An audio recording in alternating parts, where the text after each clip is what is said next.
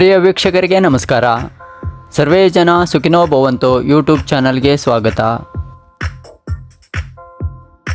ಬಾಲ-ಬಾಲೆಯರಿಗೆ ಬಾಹ್ಯಾಕಾಶ ಪುಸ್ತಕ ಮಾಲೆ ಈ ಸರಣಿಕೆಯ 9ನೇ ಭಾಗವನ್ನು ನಾನು ಓದುತ್ತಿದ್ದೇನೆ. ವಿಷಯ ರಾಕೆಟ್, ಬಾಹ್ಯಾಕಾಶಕ್ಕೆ ರಹದಾರಿ. ಇದನ್ನು ಬರೆದವರು ಆನಂದ್ ಎಸ್. ಪ್ರಿಯ ವೀಕ್ಷಕರೇ, ಅಧ್ಯಕ್ಷರ ಸಂದೇಶ, ನಿರ್ದೇಶಕರ ಸಂದೇಶ ಇದೆಲ್ಲ ಒಂದೇ ಆಗಿರುವುದರಿಂದ,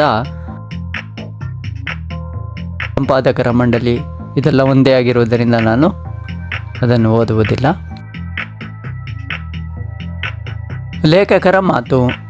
ಬಾಲ-ಬಾಲೆಯರಿಗೆ ಬಾಹ್ಯಾಕಾಶ ವಿಜ್ಞಾನದ ಮೂಲಭೂತ ಅಂಶಗಳನ್ನು ತಿಳಿಸುವ ಸಲುವಾಗಿ ಇಸ್ರೋ ಸಂಸ್ಥೆಯು UR ರಾವ್ ಉಪಗ್ರಹ ಕೇಂದ್ರವು ಕಿರು ಪುಸ್ತಕಗಳನ್ನು ಪ್ರಕಟಿಸುತ್ತಿರುವ ಈ ಪ್ರಯತ್ನದಲ್ಲಿ ರಾಕೆಟ್ಗಳ ಬಗ್ಗೆ ಮಕ್ಕಳಿಗೆ ಪರಿಚಯ ಮಾಡಿಕೊಡುವುದು ಈ ಪುಸ್ತಕದ ಉದ್ದೇಶವಾಗಿದೆ.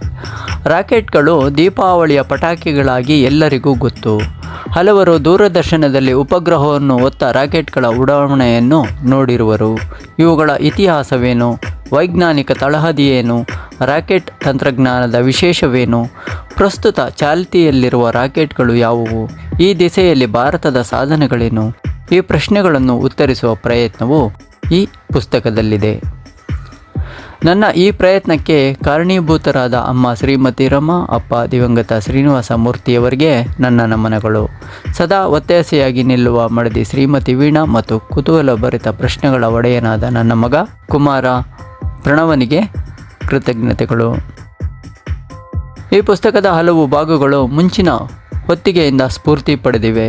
ಅದರಲ್ಲಿ ನನ್ನ ಸಹಲೇಖಕರಾದ ಶ್ರೀಯುತ ಶ್ರೀನಿವಾಸ ಪ್ರಸಾದ್ ಮತ್ತು ಶ್ರೀಮತಿ ಉಮಾ ಅವರಿಗೆ ಚಿರಋಣಿ. ಈ ಪುಸ್ತಕವನ್ನು ಬರೆಯಲು ಅವಕಾಶ ನೀಡಿದ UR ರಾವ್ ಉಪಗ್ರಹ ಕೇಂದ್ರದ ನಿರ್ದೇಶಕರಾದ ಶ್ರೀ ಎಂ ಶಂಕರನ್ ಅವರಿಗೆ ಹೃತ್ಪೂರ್ವಕ ಧನ್ಯವಾದಗಳು.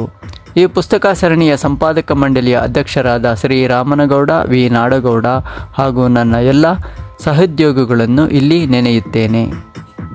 ಆನಂದ ಎಸ್. ಪ್ರಸ್ತಾವನೆ. ದೀಪಾವಳಿಯಂದು ಹಾರಿಸುವ ಬಾಣ ಬಿರುಸು ರಾಕೆಟ್ ಯಾರಿಗೆ ತಾನೇ ಇಷ್ಟವಿಲ್ಲ?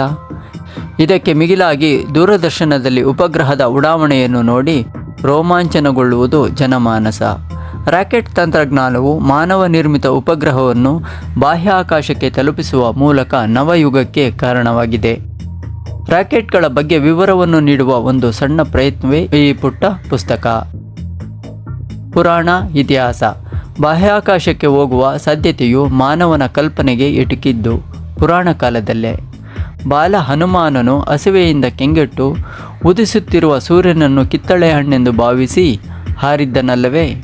ವನವಾಸದಿಂದ ಹಿಂತಿರುಗಿದ ರಾಮ, ಲಕ್ಷ್ಮಣ ಮತ್ತು ಸೀತೆಯರನ್ನು ಸ್ವಾಗತಿಸಲು ಪ್ರಜೆಗಳು ಬಾಣ ಬಿರುಸುಗಳನ್ನು ಹಾರಿಸಿದ್ದು ರಾಮಾಯಣದಲ್ಲಿ ಉಲ್ಲೇಖಿತ.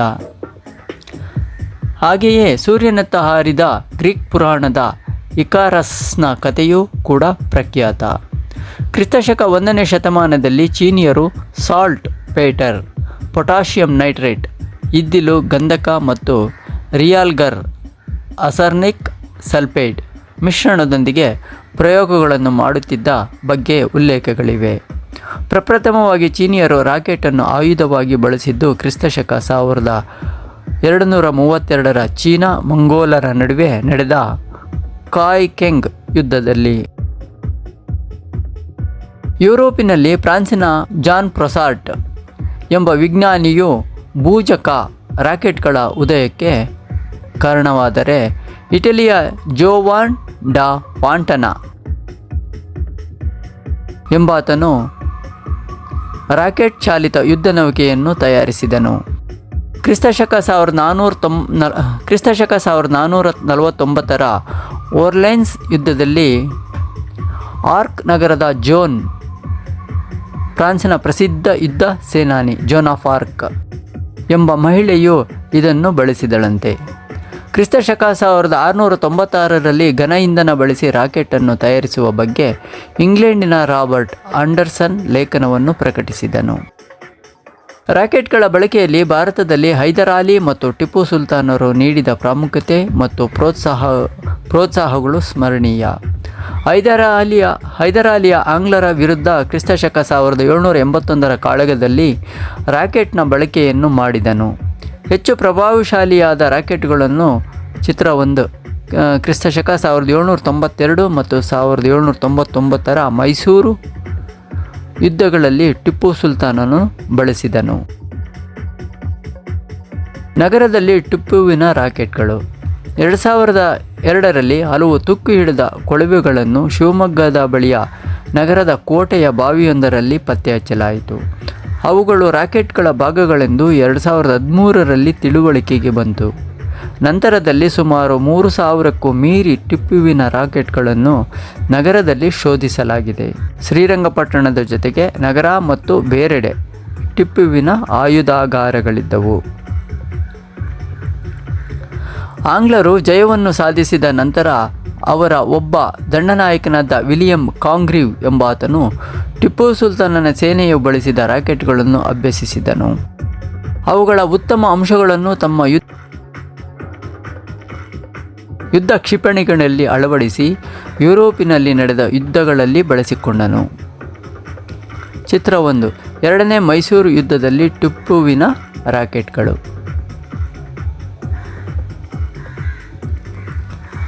ಮೂಲ ವಿಜ್ಞಾನ. ರಾಕೆಟ್ ಹಾರುವಂತೆ ಮಾಡುವ ಮೂಲ ವಿಜ್ಞಾನವನ್ನು ಈಗ ತಿಳಿಯೋಣ. ಆಧುನಿಕ ರಾಕೆಟ್ಗಳು ನಿರ್ಮಾಣದಲ್ಲಿ ನ್ಯೂಟನ್ನ ನಿಯಮಗಳ ಕೊಡುಗೆ ಅಪಾರ. ಇವನು ತನ್ನ ಪ್ರಿನ್ಸಿಪಿಯಾ ಮ್ಯಾಥಮೆಟಿಕಾ ಎಂಬ ಪುಸ್ತಕದಲ್ಲಿ ಚಲನಾ ನಿಯಮಗಳನ್ನು ಪ್ರಕಟಿಸಿದನು. ಇವನ ಮೂರನೇ ನಿಯಮವಾದ ಕ್ರಿಯೆ ಮತ್ತು ಪ್ರತಿಕ್ರಿಯೆಗಳ ಸಮಾನವಾಗಿರುತ್ತವೆ ಮತ್ತು ವಿರುದ್ಧ ದಿಕ್ಕಿನಲ್ಲಿ ಇರುತ್ತವೆ ಎಂಬ ವಿಚಾರವು ಜಾಣ ಓದುಗರಿಗೆ ತಿಳಿದೇ ಇರುತ್ತದೆ. ನ್ಯೂಟನ್ನ 2 ಮತ್ತು 3ನೇ ನಿಯಮಗಳನ್ನು ಕ್ರೋಢೀಕರಿಸಿ ಹೀಗೆ ಹೇಳಬಹುದು: ಎರಡು ವಸ್ತುಗಳು ಪರಸ್ಪರ ಒಂದರ ಮೇಲೊಂದು ವರ್ತಿಸಿದರೆ ಅವು ವಿರುದ್ಧ ದಿಕ್ಕಿನಲ್ಲಿ ವೇಗೋತ್ಕರ್ಷಕ್ಕೆ ವೇಗದಲ್ಲಿ ಬದಲಾವಣೆ ಒಳಗಾಗುತ್ತವೆ ಮತ್ತು ಅವುಗಳ ವೇಗೋತ್ಕರ್ಷದ ನಡುವೆ ಇರುವ ಅನುಪಾತದಲ್ಲಿ ಬದಲಾವಣೆಯಾಗುವುದಿಲ್ಲ. ಇದರಂತೆ ರಾಕೆಟ್ನಲ್ಲಿ ಇಂಧನವು ಉರಿದು ಬಿಸಿ ಅನಿಲಗಳನ್ನು ಹೊರಕ್ಕೆ ಚಿಮ್ಮಿದಾಗ ಉಂಟಾದ ಕ್ರಿಯೆಗೆ ಪ್ರತಿಕ್ರಿಯೆಯಾಗಿ ರಾಕೆಟ್ ಮುನ್ನುಗ್ಗುತ್ತದೆ. ಉದಾಹರಣೆಗೆ, ನಿಂತಿರುವ ರಾಕೆಟ್ನಲ್ಲಿ ಉರಿದು ಸೆಕೆಂಡಿಗೆ 100 ಕಿಲೋಮೀಟರ್ ವೇಗದಲ್ಲಿ ಹೊರಬರುವ 1 ಕಿಲೋಗ್ರಾಂ ಅನಿಲವು 100 ಕಿಲೋಗ್ರಾಂ ತೂಕದ ರಾಕೆಟ್ ಅನ್ನು ತನ್ನ ವಿರುದ್ಧ ದಿಕ್ಕಿನಲ್ಲಿ ಸೆಕೆಂಡಿಗೆ 1 ಕಿಲೋಮೀಟರ್ ವೇಗದಲ್ಲಿ ತಳ್ಳುತ್ತದೆ. ಅಂದರೆ ಅನಿಲ ಮತ್ತು ರಾಕೆಟ್ಗಳು ವಿರುದ್ಧ ದಿಕ್ಕಿನಲ್ಲಿ ನಿಯಮಾನುಸಾರವಾಗಿ ವೇಗೋತ್ಕರ್ಷಕ್ಕೆ ಒಳಗಾಗುತ್ತವೆ. ನ್ಯೂಟನ್ನ ನಿಯಮಗಳಿಗೆ ಪ್ರಾಯೋಗಿಕವಾಗಿ ರಾಕೆಟ್ನ ರೂಪವನ್ನು ಕೊಟ್ಟವನು ರಷ್ಯಾದ ತಿಸ್ಕೋಲವಸ್ಕಿ.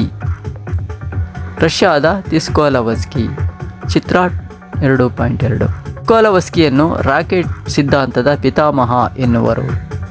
ಇವನು 1903ರಲ್ಲಿ ರಾಕೆಟ್ ಸಮೀಕರಣವನ್ನು ಈಕ್ವೇಷನ್ ಮತ್ತು ರಾಕೆಟ್ ಹಾರುವ ವಿಧಾನವನ್ನು ಪ್ರತಿಪಾದಿಸಿದನು.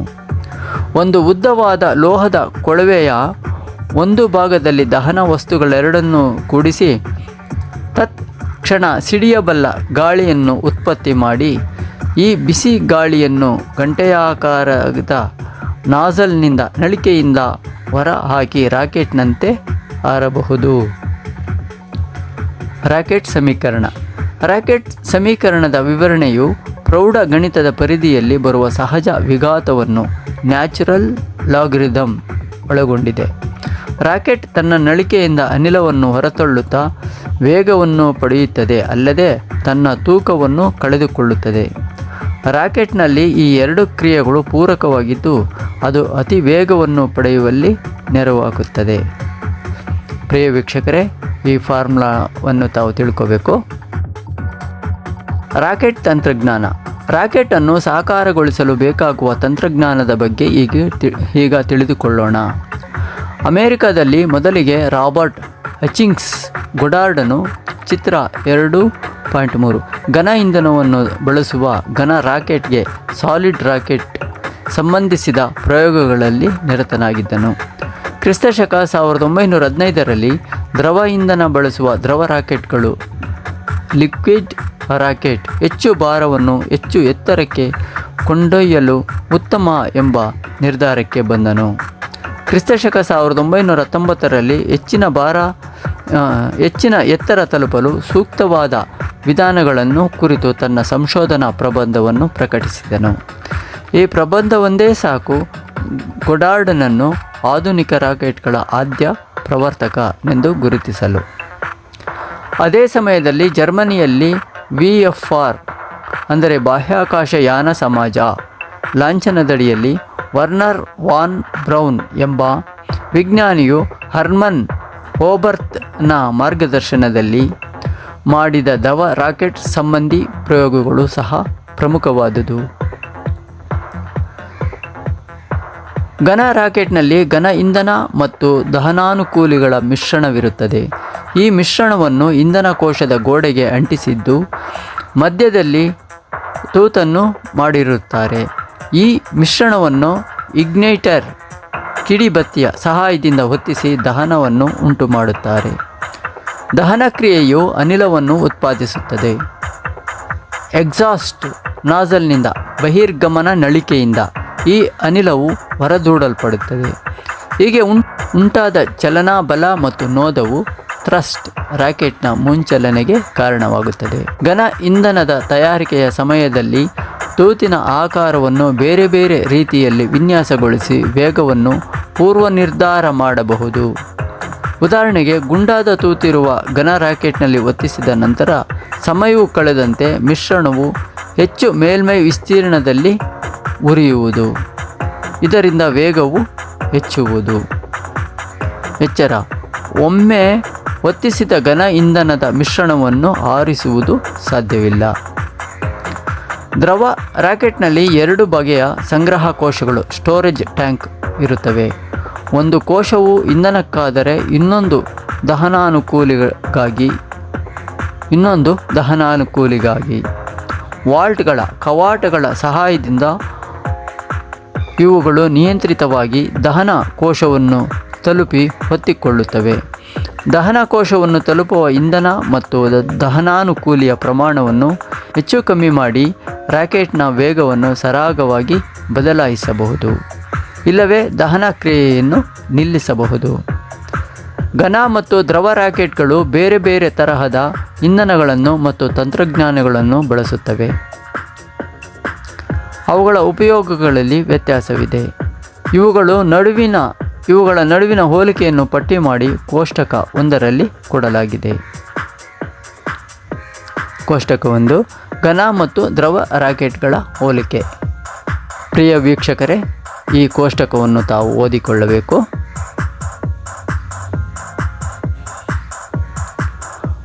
ಮಲ್ಟಿ ಸ್ಟೇಜ್ಗಳನ್ನು ಬಹು ಹಂತ ಹೊಂದುವಂತೆ ರಾಕೆಟನ್ನು ನಿರ್ಮಿಸಲಾಗುತ್ತದೆ. ರಾಕೆಟ್ನ ಯಾವುದೇ ಒಂದು ಹಂತದಲ್ಲಿ ಇರುವ ಇಂಧನ ದಹನಾನುಕೂಲಿಗಳ ಮಿಶ್ರಣವು ನೋದಕ ಮತ್ತು ಪ್ರೊಪೆಲ್ಲೆಂಟ್ ಖಾಲಿಯಾದ ನಂತರ ಅವುಗಳ ಸಂಗ್ರಹ ಕೋಶಗಳು ಮತ್ತು ದಹನಾಗಾರವನ್ನು ಒಳಗೊಂಡ ಯಂತ್ರವು ನಿಷ್ಪ್ರಯೋಜಕ ಅಲ್ಲವೇ? ಇವುಗಳನ್ನು ವಿಸರ್ಜಿಸಿ ಭಾರವನ್ನು ಕಡಿಮೆ ಮಾಡಿಕೊಂಡು ರಾಕೆಟ್ನ ಉಳಿದ ಹಂತಗಳು ಸುಗಮವಾಗಿ ಹೆಚ್ಚಿನ ದಕ್ಷತೆಯೊಂದಿಗೆ ಮುಂದುವರಿಯಬಹುದು. ಪ್ರತಿ ಹಂತದಲ್ಲೂ ಕಟ್ಟಲ್ಪಟ್ಟ ಸಣ್ಣ ಭಾಗಗಳು ರೆಟ್ರೋ ರಾಕೆಟ್ಗಳು ಪ್ರತಿಗಾಮಿ ರಾಕೆಟ್ ಇವನ್ನು ಬಳಸಿ ಬೇರ್ಪಟ್ಟ ಹಂತವು ಮುಂದಿನ ಹಂತಗಳಿಗೆ ಅಡ್ಡಬಾರದಂತೆ ಡಿಕ್ಕಿ ಹೊಡೆಯದಂತೆ ಅದನ್ನು ವಿರುದ್ಧ ದಿಕ್ಕಿನಲ್ಲಿ ಚಲಿಸುವಂತೆ ಮಾಡಲಾಗುತ್ತದೆ. ಈ ಬಹು ಹಂತದ ತಂತ್ರವು ರಾಕೆಟ್ನ ದಕ್ಷತೆಯನ್ನು ಹೆಚ್ಚಿಸಿ ಬಾಹ್ಯಾಕಾಶದ ಕನಸನ್ನು ಸಾಕಾರಗೊಳಿಸಲು ಮುಖ್ಯ ಕಾರಣವೆನ್ನಬಹುದು. ರಾಕೆಟ್ನಲ್ಲಿ ಇಂಧನ ವ್ಯವಸ್ಥೆಯ ಜೊತೆಗೆ ವಿವಿಧ ರೀತಿಯ ಎಲೆಕ್ಟ್ರಾನಿಕ್ ವಿದ್ಯುನ್ಮಾನ ವ್ಯವಸ್ಥೆಗಳು ಇವೆ. ಉದಾಹರಣೆಗೆ, ವೇಗ ಮತ್ತು ದಿಕ್ಕನ್ನು ಸರಿಯಾಗಿ ಸಾಧಿಸಲು ನಿಯಂತ್ರಣ, ಗೈಡೆನ್ಸ್ ಮಾರ್ಗದರ್ಶನ ಮತ್ತು ನ್ಯಾವಿಗೇಷನ್ ಪಥನಿರ್ದೇಶನ ವ್ಯವಸ್ಥೆಗಳಿವೆ. ಈ ವ್ಯವಸ್ಥೆಯ ಭಾಗವಾಗಿ ಜೈರೋಸ್ಕೋಪ್ಗಳು ದಿಕ್ಕನ್ನು ಅಳೆಯುತ್ತವೆ. ಕಂಟ್ರೋಲರ್ಗಳು ಅಂದರೆ ನಿಯಂತ್ರಕಗಳು ರಾಕೆಟ್ನ ವಾಲ್ವ್ಗಳನ್ನು ಮುಚ್ಚಿ ತೆರೆದು ನಾಜಲ್ಗಳ ದಿಕ್ಕನ್ನು ಬದಲಿಸಿ ವೇಗವನ್ನು ನಿಯಂತ್ರಿಸುತ್ತವೆ. ಹಂತಗಳ ಬೇರ್ಪಡಿಕೆಗಾಗಿ ಸಿಡಿಮದ್ದಿನಿಂದ ಕಾರ್ಯಪ್ರವೃತ್ತವಾಗುವ ಯಂತ್ರಾಂಶಗಳು ಪುಟ್ಟ ಬೂಸ್ಟರ್ಗಳು ವರ್ಧಕಗಳು ಇರುತ್ತವೆ. ರಾಕೆಟ್ನ ಆರೋಗ್ಯವನ್ನು ತಿಳಿಸಲು ಟೆಲಿಮೆಟ್ರಿ ದೂರಮಾಪನ ವ್ಯವಸ್ಥೆ, ಗ್ರೌಂಡ್ ಕಂಟ್ರೋಲ್ ಸ್ಟೇಷನ್, ಭೂ ನಿಯಂತ್ರಣ ಕೇಂದ್ರ ಇಂದ ಆದೇಶಗಳನ್ನು ನೀಡಲು ಟೆಲಿಕಮಾಂಡ್ ದೂರಾದೇಶ ವ್ಯವಸ್ಥೆ ಇದೆ. ಬ್ಯಾಟರಿಗಳು, ವಿದ್ಯುತ್ ಕೋಶಗಳು ಈ ಎಲ್ಲ ಎಲೆಕ್ಟ್ರಾನಿಕ್ ವ್ಯವಸ್ಥೆಗಳಿಗೆ ವಿದ್ಯುತ್ ಶಕ್ತಿಯನ್ನು ನೀಡುತ್ತವೆ. ಅಲ್ಲದೆ ಉಡಾವಣೆಯ ಪ್ರಾರಂಭದಲ್ಲಿ ಭೂ ಮೇಲ್ಮೈಗೆ ಹತ್ತಿರದಲ್ಲಿ ಇರುವಾಗ ರಾಕೆಟ್ನ ದಿಕ್ಕು ವ್ಯತ್ಯಯಗೊಂಡು ವಿಫಲವಾಗುವ ಸಾಧ್ಯತೆಗಳು ಉಂಟಾಗಬಹುದು. ಆಗ ಭೂಮಿಯ ಮೇಲಿರುವ ಪರಿಸರ ನಗರದತ್ತ ರಾಕೆಟ್ ನುಗ್ಗಿ ಹಲವು ಸಾವು ನೋವಿಗೆ ಕಾರಣವಾಗಬಹುದು. ಈ ಸಮಯದಲ್ಲಿ ಗ್ರೌಂಡ್ ಸ್ಟೇಷನ್ನಿಂದ ಆದೇಶ ನೀಡಿ ನಭದಲ್ಲೇ ಸ್ವಯಂ ಧ್ವಂಸವಾಗುವಂತೆ ರಾಕೆಟ್ನಲ್ಲಿ ಸಿಡಿಮದ್ದಿನ ವ್ಯವಸ್ಥೆಯೂ ಇರುತ್ತದೆ. Newton, Tsiolkovsky, Goddard, Gagarin, Armstrong, Elon Musk, Vikram Sarabhai, Abdul Kalam rocket ತಂತ್ರಜ್ಞಾನದ ಸಾಧಕರು. PSLV, GSLV Mark 2, GSLV Mark 3 ಪ್ರಮುಖ ಭಾರತೀಯ ರಾಕೆಟ್ಗಳು. ಉದಾಹರಣೆಗಳು: ಉಪಗ್ರಹವನ್ನು ಉಡಾವಣೆ ಮಾಡಬಲ್ಲ ರಾಕೆಟ್ಗಳು ಹಲವು. ಐತಿಹಾಸಿಕವಾಗಿ ಮತ್ತು ಪ್ರಸ್ತುತದಲ್ಲಿ ಪ್ರಮುಖವಾದವುಗಳನ್ನು ಗಮನಿಸೋಣ. 1957ರ ಅಕ್ಟೋಬರ್ 4ರಂದು ಮೊಟ್ಟಮೊದಲಿಗೆ R7 ಎಂಬ ರಾಕೆಟ್ಟು 84 ಕಿಲೋಗ್ರಾಂ ತೂಕದ ಸ್ಪುಟ್ನಿಕ್ 1 ಎಂಬ ಉಪಗ್ರಹವನ್ನು ಭೂ ಸಮೀಪ ಕಕ್ಷೆಗೆ ಲೋ ಅರ್ತ್ ಆರ್ಬಿಟ್ ಸೇರಿಸುವ ಮೂಲಕ ಬಾಹ್ಯಾಕಾಶ ಯುಗದ ಪ್ರಾರಂಭಕ್ಕೆ ಕಾರಣವಾಯಿತು. ಈ ರಾಕೆಟ್ 2 ಹಂತದ್ದಾಗಿತ್ತು. ಮೊದಲ ಹಂತದಲ್ಲಿದ್ದ 4 ಸ್ಟ್ರಾಪ್ ಆನ್ ಬೂಸ್ಟರ್ಗಳು ಹಾಗೂ ಎರಡನೆಯ ಹಂತದಲ್ಲಿದ್ದ ಮುಖ್ಯ ಯಂತ್ರ ಅಥವಾ ಕೋರ್ ಇಂಜಿನ್ ಇವೆರಡು ಜಲ, ಆಮ್ಲಜನಕ ಮತ್ತು RP-1 ಎಂಬ ಇಂಧನವನ್ನು ಬಳಸಿದ್ದವು. ಈ ರಾಕೆಟ್ನ ಒಟ್ಟು ತೂಕ 267 ಟನ್, ಎತ್ತರ 30 ಮೀಟರ್, ಬಾಹ್ಯಾಕಾಶಕ್ಕೆ ತಲುಪಿಸಬಹುದಾದ ತೂಕ 500 ಕಿಲೋಗ್ರಾಂ. ಇದು ಒಟ್ಟಾರೆ R7 ಸೆಮೋರ್ಕಾ ಎಂಬ ಹೆಸರಿನ ಬಹುದೂರ ಹಾರಬಲ್ಲ ಖಂಡಾಂತರ ಕ್ಷಿಪಣಿಯನ್ನು ಹೋಲುತ್ತಿತ್ತು. ನಂತರದಲ್ಲಿ ಜುಪಿಟರ್ C ರಾಕೆಟ್ ಅನ್ನು ಬಳಸಿ 1958ರಲ್ಲಿ ಎಕ್ಸ್ಪ್ಲೋರರ್ 1 ಎಂಬ ಉಪಗ್ರಹವನ್ನು ಉಡಾಯಿಸಿ ಅಮೆರಿಕ ರಾಷ್ಟ್ರವು ಮೊದಲ ಯಶಸ್ಸನ್ನು ಪಡೆಯಿತು. ಈ ಕಾರ್ಯಕ್ರಮದ ನಾಯಕರು William Pickering Jet Propulsion Laboratory, James Van Allen Iowa ವಿಶ್ವವಿದ್ಯಾನಿಲಯ ಮತ್ತು ಮೂಲತಃ ಜರ್ಮನಿಯವರಾದ Werner von Braun Army Ballistic Missile Agency. ಮಾನವನನ್ನು ಬಾಹ್ಯಾಕಾಶಕ್ಕೆ ಕಳಿಸಿ ವಾಪಸ್ ಕರೆತರುವಲ್ಲೂ ರಷ್ಯಾ ಪ್ರಥಮ ದೇಶವಾಯಿತು. 12 ಏಪ್ರಿಲ್ 1961ರಲ್ಲಿ ಯೂರಿ ಗಗರನ್ ಚಿತ್ರ 2.4 ಈ ಯಾನವನ್ನು ಮಾಡಿದನು. ವಾಸ್ಟಾಕ್ 1 ಇವನು ಬಳಸಿದ ರಾಕೆಟ್ ಆಗಿತ್ತು. ಇದು ಉತ್ಕೃಷ್ಟ ದರ್ಜೆಯ ಸೀಮೆಎಣ್ಣೆ ಮತ್ತು ಆಮ್ಲಜನಕವನ್ನು ಇಂಧನವಾಗಿ ಬಳಸಿತ್ತು. ಅದೇ ವರ್ಷ ಮೇ 3ರಂದು ರೆಡ್ ಸ್ಟೋನ್ ರಾಕೆಟ್ /ಫ್ರೀಡಮ್ 1 ಉಪಗ್ರಹದಲ್ಲಿ ಪಯಣಿಸಿ ಹಿಂತಿರುಗಿದ ಆಲನ್ ಶೆಫರ್ಡ್ ಅಮೆರಿಕಾದ ಮೊದಲ ಬಾಹ್ಯಾಕಾಶಯಾನಿ ಆದನು. ನಂತರದ ಬಾಹ್ಯಾಕಾಶದ ಮೆಟ್ಟಿಲು ಚಂದ್ರನಲ್ಲಿ ಮಾನವನನ್ನು ಇಳಿಸುವ ಅಮೆರಿಕ ಜಯ ಸಾಧಿಸಿತು. 24 ಜುಲೈ 1969ರಂದು ಚಂದ್ರನ ಮೇಲೆ ಮೊಟ್ಟ ಮೊದಲ ಬಾರಿಗೆ ನೀಲ್ ಆರ್ಮ್ಸ್ಟ್ರಾಂಗ್ ಚಿತ್ರ 2.5 ಮತ್ತು ಬಜ್ ಆಲ್ಡ್ರಿನ್ ಕಾಲಿಟ್ಟರು. ಈ ಸಂದರ್ಭದಲ್ಲಿ ನೀಲ್ ಆರ್ಮ್ಸ್ಟ್ರಾಂಗ್ನ ನುಡಿದ ಮಾತನ್ನು ನೆನೆಯೋಣವೇ? ಮನುಷ್ಯನಿಗೆ ಇದೊಂದು ಸಣ್ಣ ಹೆಜ್ಜೆ, ಆದರೆ ಮನುಕುಲಕ್ಕೆ ಒಂದು ಅಗಾಧ ಜಿಗಿತ. ಈ ಸಾಧನೆಗೆ ಕಾರಣವಾದ ರಾಕೆಟ್ ಸ್ಯಾಟರ್ನ್ 5 ಇದರ ಎತ್ತರ ಸುಮಾರು 111 ಮೀಟರ್, ಭಾರ 3039 ಟನ್. 3 ಹಂತದ ಈ ರಾಕೆಟ್ನಲ್ಲಿ ಗಗನಯಾನಿಗಳಿಗೆ ನೇರವಾಗಿ ಉಪಯುಕ್ತವಾದ ಘಟಕಗಳು ಇಂತಿವೆ. ಇನ್ಸ್ಟ್ರೂಮೆಂಟ್ ಉಪಕರಣ ಘಟಕ, ಚಂದ್ರನ ಮೇಲೆ ಇಳಿಯಲು ಮೂನ್ ಮಾಡ್ಯೂಲ್ ಚಂದ್ರಕೋಶ, ಮೂನ್ ಮಾಡ್ಯೂಲ್ ಅನ್ನು ಹೊತ್ತೊಯ್ಯಲು ಮತ್ತು ಗಗನಯಾನಿಗಳನ್ನು ಮರಳಿ ಅಪೋಲೋಗೆ ಕರೆತರಲು ಸರ್ವಿಸ್ ಮಾಡ್ಯೂಲ್ ಸೇವಾಕೋಶ, ಮರಳಿ ಭೂಮಿಗೆ ಬರಲು ಅಪೋಲೋ ಕಮಾಂಡ್ ಮಾಡ್ಯೂಲ್ ಆಜ್ಞಾಕೋಶ ಮತ್ತು 5 ತುರ್ತು ಪರಿಸ್ಥಿತಿಯಲ್ಲಿ ಗಗನಯಾನಿಗಳನ್ನು ರಕ್ಷಿಸಲು ಲಾಂಚ್ ಎಸ್ಕೇಪ್ ಸಿಸ್ಟಮ್ ಉಡಾವಣಾ ಪಾರು ವ್ಯವಸ್ಥೆ. ಮೂನ್ ಮಾಡ್ಯೂಲ್ ಭಾಗವು ಈರ್ವರನ್ನು ಚಂದ್ರನಲ್ಲಿ ಇಳಿಸಿ ಸರ್ವಿಸ್ ಮಾಡ್ಯೂಲ್ಗೆ ವಾಪಸ್ ಕರೆತಂದಿತು. ನಂತರ ಭೂಮಿಗೆ ಹಿಂದಿರುಗಿದ ಅಪೋಲೋ ಕಮಾಂಡ್ ಮಾಡ್ಯೂಲ್ನಲ್ಲಿ ಈ ಮುನ್ನ ಹೆಸರಿಸಿದವರ ಜೊತೆಗೆ ಮೈಕಲ್ ಕಾಲಿನ್ಸ್ ಅವರು ಸಹ ಪ್ರಯಾಣಿಕರಾಗಿದ್ದರು. ಪ್ರಸ್ತುತದಲ್ಲಿ ವಿಶ್ವದ ಕೆಲವು ಪ್ರಮುಖ ರಾಕೆಟ್ಗಳ ಬಗ್ಗೆ ತಿಳಿಯೋಣ. ಅವುಗಳಲ್ಲಿ ಪ್ರಮುಖವಾದನೆಂದರೆ space shuttle, Ariane, Delta, Falcon, Soyuz, Proton, Long March, H-5 ಮತ್ತು ಇಸ್ರೋ ರಾಕೆಟ್ಗಳಾದ PSLV, GSLV ಮಾರ್ಕ್ 2 ಮತ್ತು GSLV ಮಾರ್ಕ್ 3. ಚಿತ್ರ 3ರಂತೆ. ಸ್ಪೇಸ್ ಶಟಲ್ ಅಮೆರಿಕದ ರೀಯೂಸಬಲ್ ಪುನರ್ಬಳಕೆ ಮಾಡಬಹುದಾದ ವಿಶಿಷ್ಟವಾದ ರಾಕೆಟ್ ಸ್ಪೇಸ್ ಶಟಲ್. ಇದು ಜನರನ್ನು ಮತ್ತು ಉಪಗ್ರಹಗಳನ್ನು ಬಾಹ್ಯಾಕಾಶದ ಕಕ್ಷೆಗೆ ಮತ್ತು ಭೂಮಿಗೆ ಮರಳಿ ಹೊತ್ತೊಯ್ಯಬಲ್ಲ ವಾಹನವಾಗಿತ್ತು. ದೊಡ್ಡದಾದ ಸಾಲಿಡ್ ಫ್ಯೂಯಲ್ ಟ್ಯಾಂಕ್, ಘನ ಇಂಧನ ಕೋಶ ಮತ್ತು ಬೂಸ್ಟರ್ ಭಾಗಗಳನ್ನು ಒಮ್ಮೆ ಮಾತ್ರ ಬಳಸಬಹುದಾಗಿತ್ತು. ವಿಮಾನದ ತರಹವಿದ್ದ ಶಟಲ್ ಭಾಗವು ಉಪಗ್ರಹವನ್ನು ಗಮ್ಯಕ್ಕೆ ತಲುಪಿಸುವುದೇ ಅಲ್ಲದೆ ಮಾನವ ಸಹಿತವಾದ ಯಾನವನ್ನು ಮುಗಿಸಿ ಭೂಮಿಗೆ ಮರಳುತ್ತಿತ್ತು. ಚಿತ್ರ 4.